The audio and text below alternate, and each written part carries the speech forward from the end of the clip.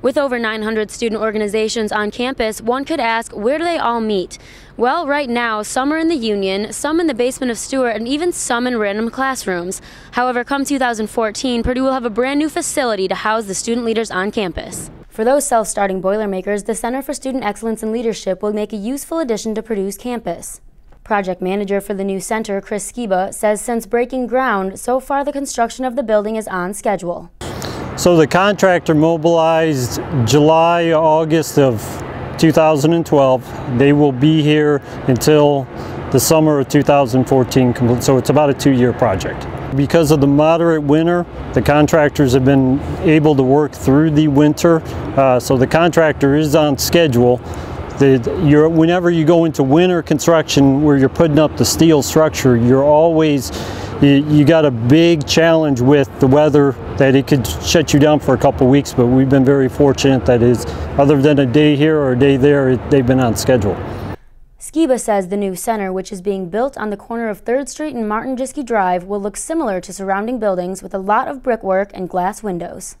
The inside is a lot of open areas with a lot of carpeted floors, a lot of terrazzo, paint finishes, so a lot of light coming through the building. Tony Hawkins, the Associate Vice President for Student Affairs, says the new center, which they're calling CSEL, is meant to provide a concentrated area in which student groups can work. There are spaces available that can be reserved on a year-round basis for a certain number of student organizations. 35 to 40 would be my estimation. That's on one end of one floor, and then on the other end of the floor, 35 or 40 more spaces where different groups can have access. On the 1st floor, there will be multi-purpose rooms and a kitchen for catered events. The 2nd, 3rd, and 4th floors will have conference rooms with new interactive technology. Right now I'm standing in the middle of what will be the 1st floor of the upcoming Center for Student Excellence and Leadership. Purdue administration hopes that with its resources and amenities, it will attract especially new Purdue students. You combine this with the space that's available in Rec Sports Center, with Stewart Center, and with Purdue Memorial Union, you've got more space than the students have ever had before. So we hope that we can give them more space where they can do things in a more organized manner and be more successful.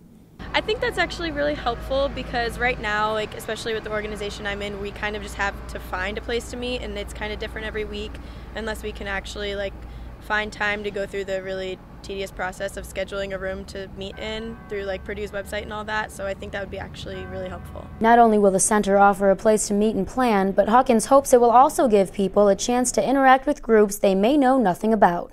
That just enhances the whole global concept that we're trying to teach our students.